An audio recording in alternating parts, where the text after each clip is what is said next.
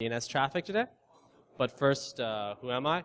I'm a researcher at OpenDNS, and the majority of my work is on pattern recognition for signals intelligence. So what's going to be kind of the main focus of today's talk? It's going to be about how can we model DNS traffic and what type of information can we mine from DNS traffic. And the last part of the talk is then going to be focusing on a variety of techniques that allow us to accomplish these goals. So you can think of the talk being broken up into 3 sections. The first is going to be kind of the motivation behind what made the team decide to pursue these problems. The second is going to be a set of methods where I will be discussing a spike algorithm as well as a clustering algorithm. And then finally, we're going to have a brief discussion of some of the results that we've obtained.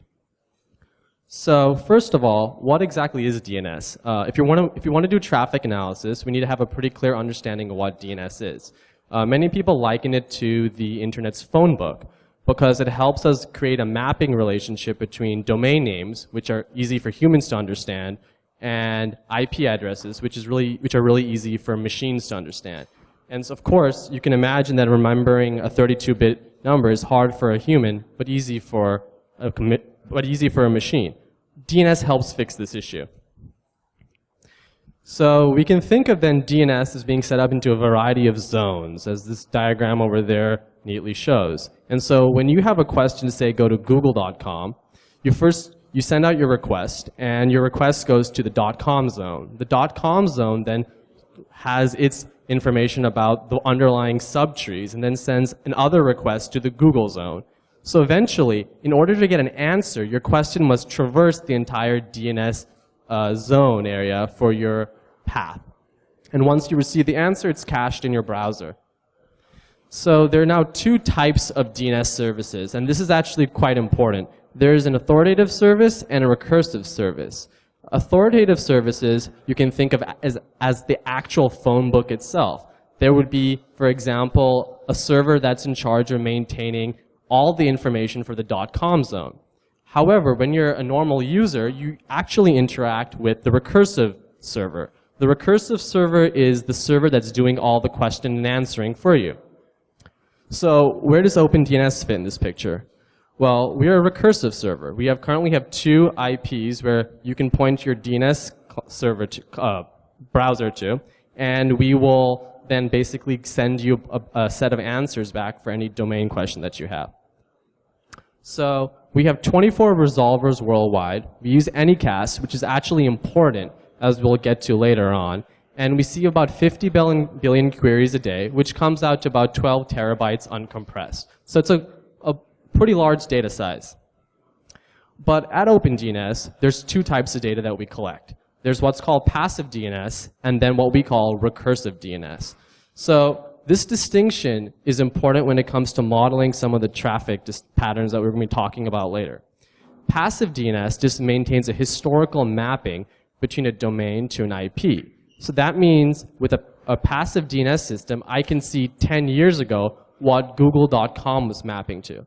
It gives us a very good understanding of how domains and IPs have been changing over a period of time. However, we're not going to be talking about passive DNS today.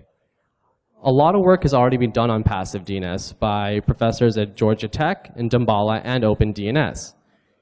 Passive DNS is really good for certain types of data analytics. However, it's not the greatest when you're trying to catch specific types of threats. And that brings us to the fundamental question. What are we trying to model? And more importantly, what can your data actually model? Whenever you're attempting to use some sort of data algorithmic method, the most important thing is determining the quality of your data and figuring out whether your data has enough information to actually make the type of inferences you wish to make in order for you to create some sort of classification system or pattern recognition system. So CrimeBear is, I like to think of CrimeBear as an ecosystem. You have like your botnets, your exploit kits, your spammers, and it's constantly evolving.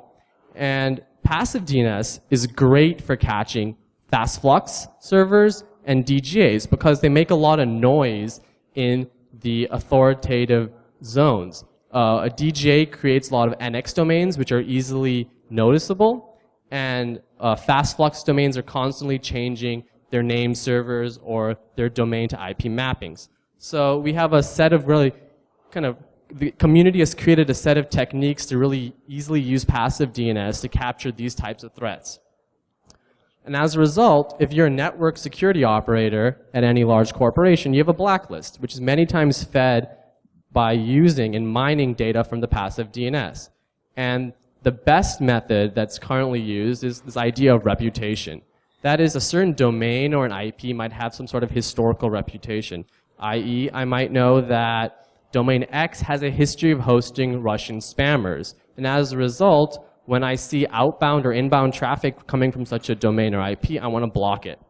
So people have come up with a set of techniques using passive DNS and some magic to give us the answers to these blacklist questions. The problem is, this was great in the early 2000s. Getting IP space is cheap, domains are cheaper, and subdomains are the cheapest.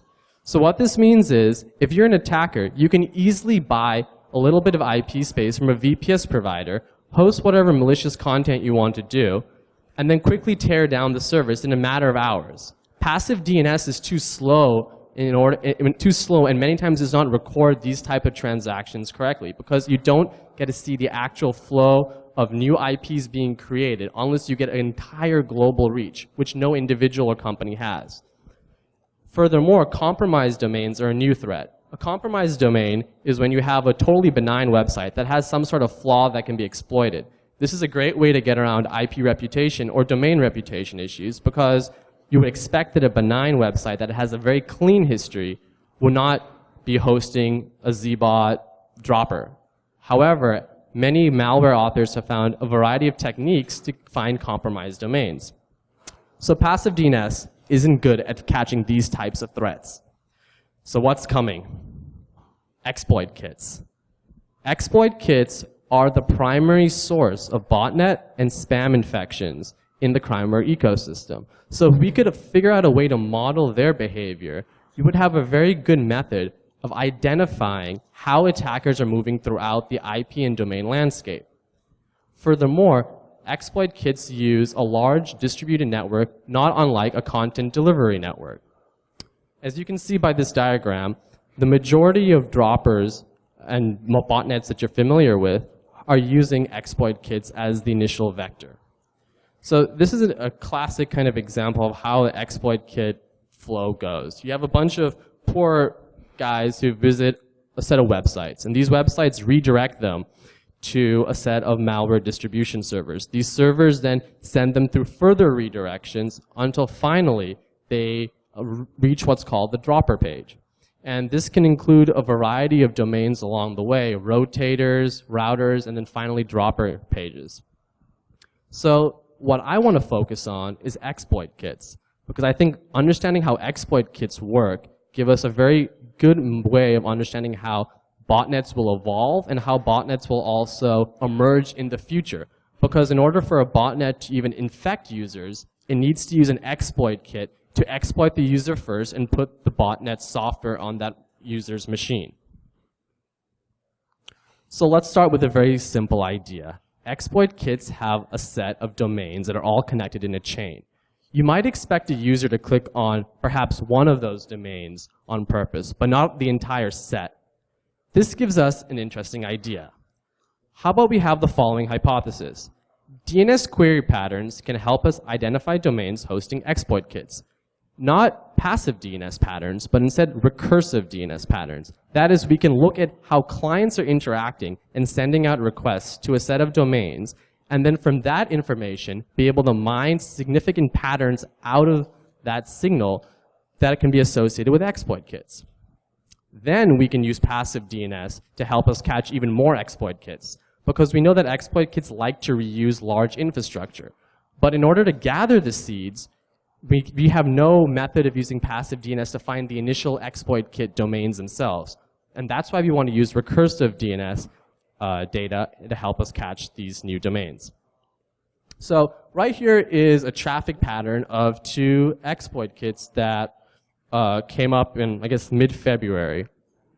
As you can see, for about the previous 2 weeks, there's absolutely no traffic. And then suddenly, in a matter of 1 to 2 hours, there's a large spike.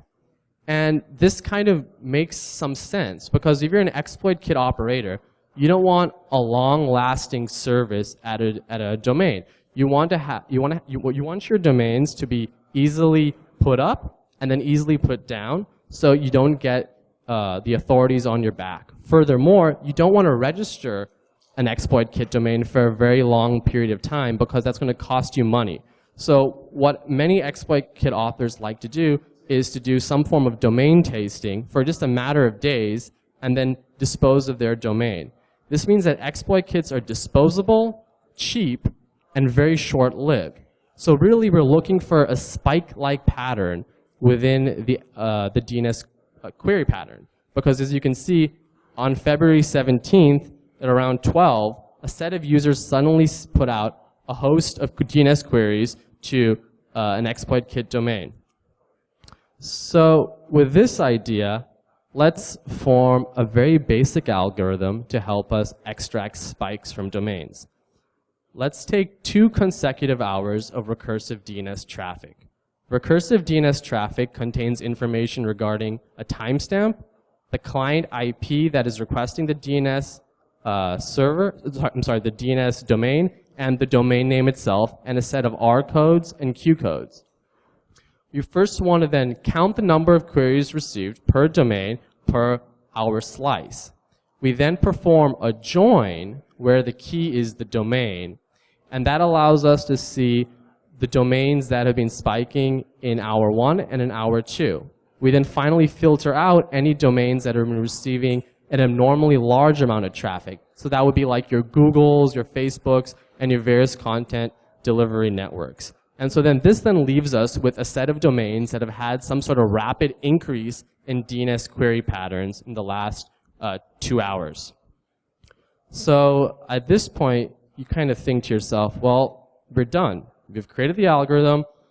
There's nothing else to do. All we need to do is run it on a couple hours worth of data. We'll probably receive a set of spiking domains, and those spiking domains we can easily push to the blacklist. Unfortunately, all we see is a ton of noise. There are a ton of domains that spike in consecutive hours. To put this in perspective, 1 hour of traffic is about half a terabyte of data. Once we perform this spike algorithm on 2 consecutive hours of traffic, we see about 20,000 domains that have been spiking in that period. That's too many domains for a human analyst to go through, and probably far too many for a very naive heuristic method to filter out. So we need some new techniques to help us out here. So for example, this is a spiking domain, which you might think is actually malicious, but in fact, it's just an example of a DNS amplification attack. So we can't actually block this website because it's a totally benign website. It's some poor person who, I guess, misconfigured their DNS server, and somebody is exploiting it. But we can't actually put that on the blacklist because it's not a true malicious website. So we have to be very careful when it comes to kind of deciding what we can consider malicious and what we cannot. And that then brings us to a much larger problem. A lot of people, and in recent years, there's been a lot of kind of talk about machine learning and bringing big data and data science to the field of security. One of the hardest things to establish is this idea of ground truth. Ground truth is the idea that when you're given a set of domains, you have or a set of objects, you have a very clear understanding of what those objects are. Because for any type of classification system to work, you need to be able to kind of say with certainty that an object is an apple and an orange. The challenge here is we have very little idea of what these domains are initially. We have about 20,000 domains, and we can't manually inspect them to classify them. So we want to use a technique from the machine learning community called unsupervised learning. It's not going to be classifying anything for us. Instead, unsupervised learning is a set of techniques that allows us to explore the data by analyzing essentially the shape of the data itself. So we can use unsupervised learning as essentially a pre-step before we create our actual classifier. So the goal really, for the last couple of months, has been to create a set of algorithms that allows an analyst to analyze a set of spikes and then determine perhaps what kind of groups of spikes emerge in the data. So the method that we decided to use was clustering. Clustering, as you can imagine, just helps us find similar groups. And I decided to use the most basic of clustering algorithms, k-means. You can think of k-means boiling down to just kind of this little function right here. You don't actually need to really kind of focus on the math. The idea behind k-means is the following. We have a set of points, and these set of points we believe belong to a set of groups.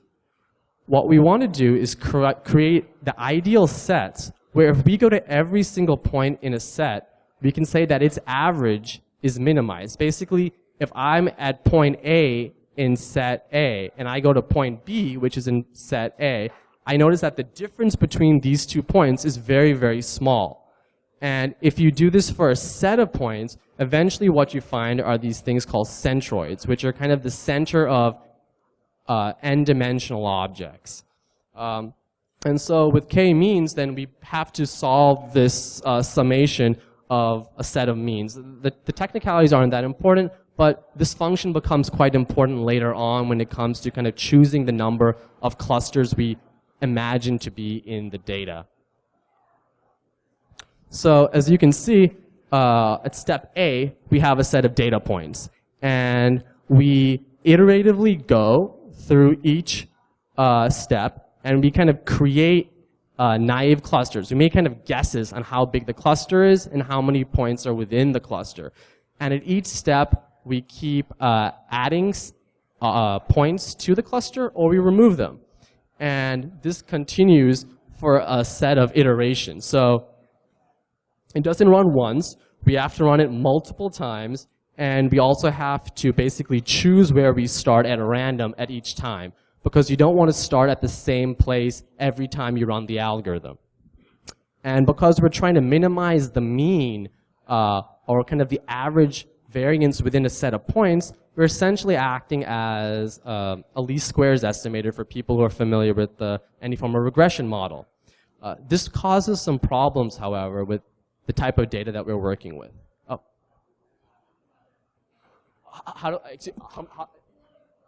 Okay, so she just asked, how do we choose a number of clusters? We'll come to that problem in, I think, 2-3 slides, so don't worry.